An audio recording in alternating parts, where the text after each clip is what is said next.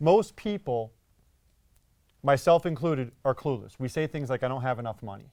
And as I said, there are people that earn $2 grand, $3 grand, $4,500, $10,000 a month. And I joke and say, you're just broke at a different level, because it's how much you earn versus how much you keep that's the problem. Now, my analogy for people is this. Some of you right now are saying, why do I need this? What difference is it going to make? So let's give you the analogy.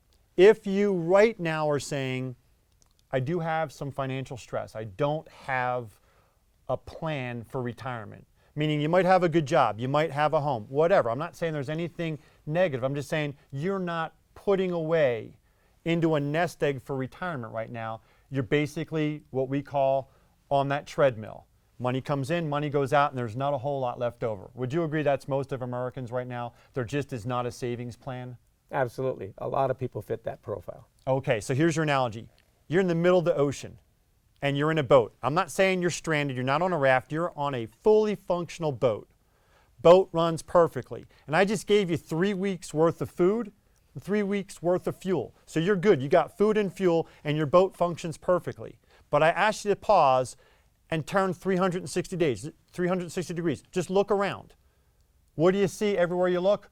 Water. No land in sight, no idea, no compass. Here's the problem.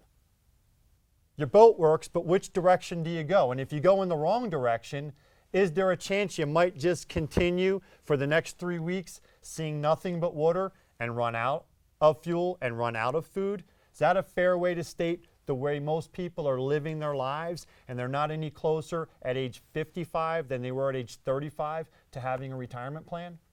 You know, that's an interesting analogy that you're using, because the way I look at this, it's a very, very simple proposition. Everyone talks about goal setting. Everyone talks about the old adage that says, if you have a goal, but if you don't write the goal down on paper, it's only a wish, right? Well, what you're talking about is very, very similar to that, because what will happen is that someone will think, well, you know what, I am going to prepare for my retirement. And a year from now, they say, I'm going to prepare for my retirement. Like on New Year's Eve. There you go. They make what are called New Year's resolutions, year after year after Lose year weight, after year. get a better job. Correct. And so what will happen is, before they realize it, 5 years, 10 years, 15 years go by, and rather than putting themselves in a strong financial position, they get deeper and they get deeper and they get deeper in debt, because they don't have a blueprint. They don't have what I would say a financial GPS that's teaching them exactly what they need to do to be able to live a debt-free lifestyle, to be able to build wealth, and most importantly, be able to secure their future. Perfect. So tying up this analogy before I go to the next one, is it a fair analogy or assumption to say that if someone actually filled out the financial profile and then followed the blueprint, that it would be like handing that person stranded in the middle of the ocean a GPS and just said, where do you want to go? Where do you want to end up? Do you want to end up here? Punch in the coordinates. The boat will now know exactly which way to go. Is it a fair analogy to say that this blueprint will help that person to navigate uncharted waters to find the result that they're looking for? Absolutely. I'm not a financial whiz, but I know I want a GPS if I'm stuck in the middle of the ocean and I can't see land.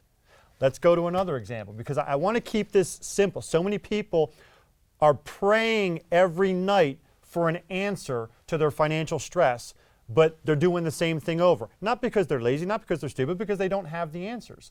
Now, a couple of things that I've learned, and again, I'm promising you, I don't know any of this stuff. I've just been picking his brain for a long time. One of my favorite things is I ask people, have you ever heard of paying a biweekly mortgage? And people always say, oh yeah, I know all about that. And I go, great, then you understand how valuable it is. And they go, absolutely. I go, are you doing it? And guess what the answer always is? It's no. No. So I don't understand this. You've heard of the biweekly, you know that it works, but you don't do it. Why? Because they don't understand how.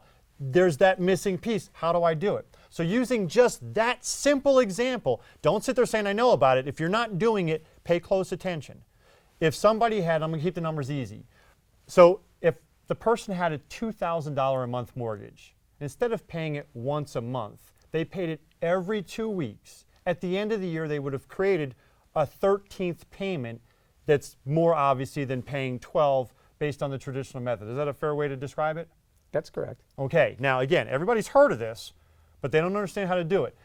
If you had a 30-year mortgage and somebody went ahead and said, I'm going to do the biweekly plan instead of the monthly plan, what would that help the average person? Let's just say that their mortgage was between $150,000 and $250,000. If they were to choose that as the option, what would that be worth to them in savings? I'm not trying to pigeonhole you to an exact number. You know, every case is different because obviously interest interest rates will rates and vary things, and sure. things like that. But here's the thing. This is a proven financial strategy that has been used for decades. And the net result is the following. For someone that uses a biweekly mortgage payment strategy, they're not going to save hundreds. They're not going to save thousands. They're going to save tens of thousands. And the important thing to understand is our software platform will take that strategy and quite frankly put it on steroids. Oh, I know. Like I said, I'm using a simple one that everybody says they know so that we can keep them on point with, I understand how this works, because they're not going to understand all the other algorithms that are in there. But you heard him say it. In the course of your mortgage, not hundreds of dollars, not thousands of dollars, but tens of thousands of dollars based on the history that you had with your customers for the past decade. Fair statement? Yes. So let's just call it $10,000. Would it be worth $30 a month if over the next 10 years, that's $360 a year times 10, $3,600. If it saved you $10,000, is it worth it? $30 a month? How many years might that shave off a 30-year mortgage? 5, 6, 7 years? Right. Every case is different, as we mentioned, but the reality is it'll shave off 3 years, 5 years, sometimes as many as 7 years. But the beauty of it, again, is the fact that what people don't understand, they don't understand is the key here. And I think that it's important that we understand how important it is to educate people about these issues. Absolutely. And that's just one example. I'm going to throw another one in again. He'll probably punch me in the head because I'll get it wrong, but this one blew me away. I also heard that banks front load your mortgages. Financial companies front load your car payments to where if you had a 30-year mortgage, it's front loaded the first 5, 6, 7 years, almost all interest. Same thing with if you do a 6-year car note, it's going to be front loaded. So using this example, let's just say that someone had a $1,500 or $1,600 a month mortgage, 30-year mortgage, and through the software platform, because they had discretionary income, because they had investments, because they had whatever, if that person had the ability, whether it was a tax rebate, an inheritance, something, but they had the access to a $5,000 lump sum, and then they had the choice. I'm going to throw this out there, and again, please correct me for the audience, but this blew me away. So $5,000 would be the equivalent of 3 months of mortgage payments if your mortgage was $1,500 or $1,600. So somebody says, hey, look, you have $5,000 invested in this XYZ investment, and you can double or triple your money in a year. So turn $5,000 into $15,000. That's one option. Or let's say the software said, take that $5,000 lump sum, put it towards your mortgage. Now, I'm talking to the average person, because if you came to me with those two options, I probably, without hesitation, would say, I'll put it in that investment program and triple my money. Because $5,000 into $10,000 or $15,000 sounds like a pretty big win, doesn't it? But if you put it towards your mortgage, 3 months worth of mortgage payments paid in a lump sum as that additional payment early on, what could that potentially be worth in the form of knocking off months or years of mortgage payments? Well, John, hypothetically speaking, based on the analysis that you're using, most people would probably say, take the $5,000 and invest it. Right. Get a good return, 5, 10%, 15%, which is great. And I can understand why most people would say that that's a good idea. Right. But you are absolutely right when it comes to what a bank does in terms of front-end loading the interest. See, that's the difference between compound interest that we talked about earlier and simple interest. Over 90% of your mortgage payment initially for the first several years, it's all going towards interest. Very little is being paid towards principal. So if you take that $5,000 lump sum that you have, that you're thinking, maybe I should invest it here or invest it there, and instead of that, make a $5,000 principal reduction payment, you will knock off several years off of that mortgage. Now take that $1,500 mortgage payment, times it by 12. That's 18 grand.